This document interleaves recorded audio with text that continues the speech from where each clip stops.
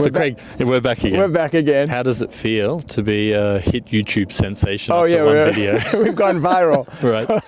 Okay. Totally viral. So today, I mean, we're not going to do anything like war today. We're going to talk about something a bit more lighthearted. Sorry, I should set my timer so we don't go too long. I've got it set a little bit longer because all the fans want more. Your mic's coming up there high. Is that okay? Yeah, that's fine. I don't care. Thank you. It'll look funny, but at least people will hear us well. Yeah. And in case we run out of things to do before 10 minutes, I brought us an hourglass so we can just flip it. Watch sand. Okay. It's a cool colour. It's lovely. All right. So I'm Ben. That's Craig. And today we're going to talk about finding your, what was it? Finding your calling. Your calling, right? So I'm drawing a blank straight away. We talked about this and said, let's do no research and we'll just talk about it. Finding your calling. No prep. So I know your story. I know a bit of what you've done in your life. All right. And I think it's pretty cool. Maybe you want to talk about it again. Let everyone know what you've been up to. Yeah. All right. Calling in general. Yeah. I mean, don't tell me the definition though. No. I don't want to do that. But I mean, do you feel you have a calling? I feel I found my calling, but maybe a bit late. Maybe it's not my calling. Maybe I just think it is, but I suck at it. I don't know. I thought, making movies is my calling. And I guess it's maybe not too late. It's never too late, especially for something like that. It's not like, say, playing professional rugby league was my calling and I found it at 41. Yeah. Nobody plays at 41. They're all retired. Yeah. But filmmakers, I mean, I could be 80, 90 and making Hollywood feature films, Yeah. So I think I've got time. 41 years old, I got a little bit of time. I feel you found yours early. You feel like I've lived my calling a little bit. Yeah. You found yours, you've lived it, and I don't know, maybe you've tumbled down, the kingdom came crashing down. I don't know. No, I won't say that. No. Life's good. I suppose, when you think about a calling, right? First of all, does everyone have to have a calling? Like, it's like follow your passion. I mean, does everyone have to have that? It's not everyone, I was, pretty good with music, right? So when I was younger, Isn't music your calling? Sorry. Yeah, let's say I was a professional musician for quite a while. But even then, right, you can say, follow your passion, follow your calling. But your passions change, right? I mean, if I think about how I started my passion, I'm going to, date myself, but I was watching Motley Crue videos on MTV and there were girls throwing underwear out on the stage. And that's what I wanted. My career was, I want women to throw underwear on the stage when I play heavy metal guitar. You'd succeeded. So, but it wasn't about the music. It was about, women throwing underwear on the stage. Okay. So, but within 3 years, that passion, that calling had already changed, right? I had started learning more about classical music and I started studying classical music. So I went to music school. Less panties and more trophies. Yeah, less panties, maybe not trophies, definitely a lot less girls, for sure. A lot less girls, okay. Yeah, for sure. And, and even then, when you follow your passion, right, there's that whole thing where, what is that saying? They say it's like if you do what you love, you never work a day in your life. I was about to say the same thing. I'm calling bullshit. You're calling bullshit? I'm calling bullshit. Okay. I'm calling bullshit. Why? Why?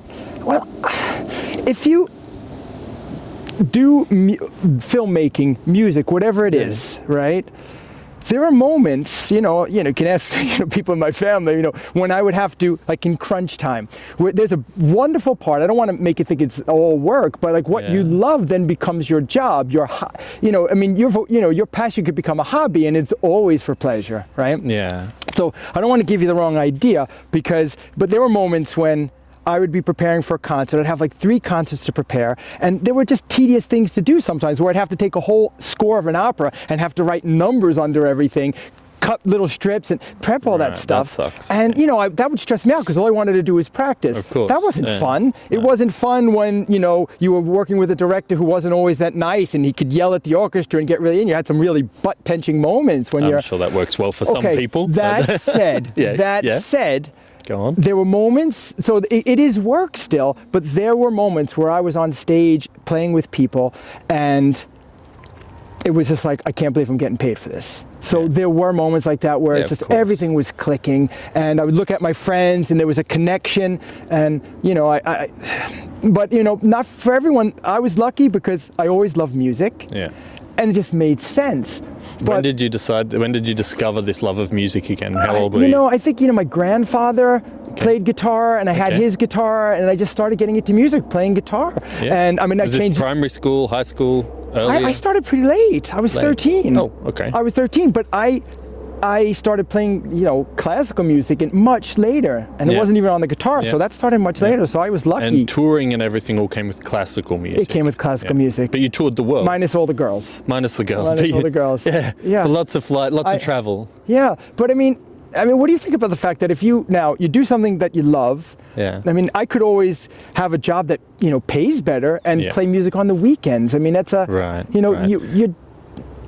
I did think something similar with filmmaking and working with cameras and all of that sort of thing. I thought, would you just grow to hate it? Yeah. Because it is your work. You have to do it. You're forced to. Yeah. It's not something you just want to do anymore, but you have to. Yeah. You know? I really don't know. And for me, I have worked a little bit with cameras, but never like for a big company or where it is fully my job. It is still just a hobby for me. Yeah. Making YouTube videos is still just a hobby. And again, like I say, I think it's my calling. Yeah. It's something I wanted to do ever since I was a little kid, but only started recently. Yeah. So I don't know. But you're going with it. I'm going with it. I'm trying to work with it every day, and sort of making it a job. Like I am treating it a bit like a job, honestly. And I don't think I've lost any love for it. I mean, I wish I had more time for it. I wish I could move away from my 9-to-5 job, and focus more on that. Yeah. But that'll come eventually. I think it's still new. I've been working on videos for the last maybe 3 years, 4 years maybe, but only posting on YouTube for a little over 2 years. So, you know, with this whole idea of the following your passion, I sometimes wonder.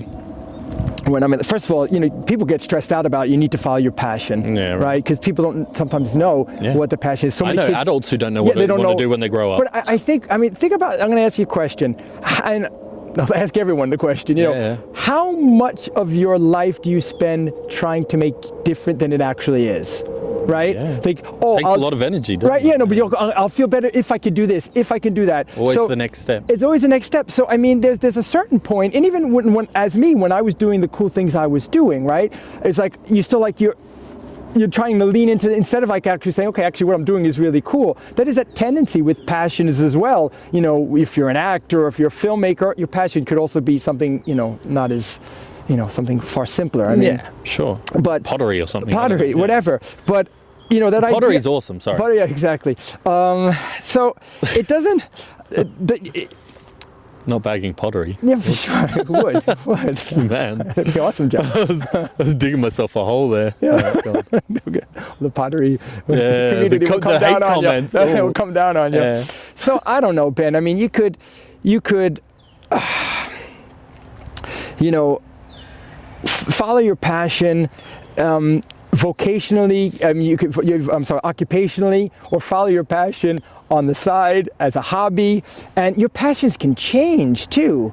You know, and you're always worried about to. I mean, and to be okay with where you are, I think, is a really tough part. Now we have to talk a bit more about definition, because is your passion, because you can have many passions, is that your calling? Well, okay. Or is calling more mean that it's something you're amazing at?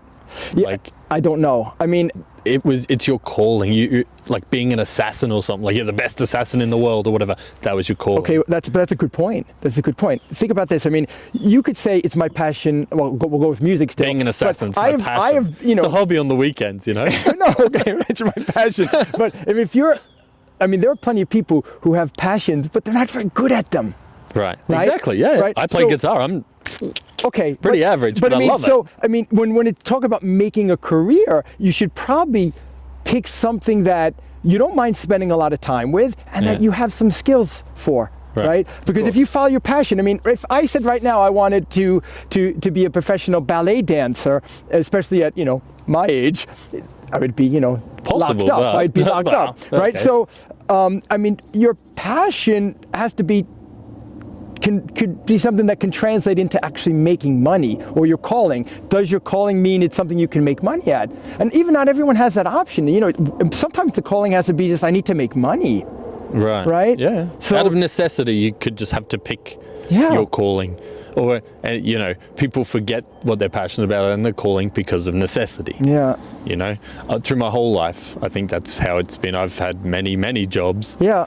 Because the bills need to be paid, you know. For sure. But I think the secret is being at peace with that. It doesn't, and I don't mean ever to be like be lazy and don't have to try to make changes. But I know. I'll dismiss that. Dismiss. And I think we can go a little bit more before we turn this hourglass over and meditate for 1 minute. For 1 minute. And be thankful for what we have. But seriously though. All right. So I think we can end it, right? Boom. We're gonna do a 1 minute sit. 1 minute. Being thankful for everything we have. Yeah. Okay, guys, thanks for watching. Don't forget to Thank you. subscribe and all that sort of cool stuff. Check out my other channel, Benjamin J. Quayle. Yeah. And Go. Begin.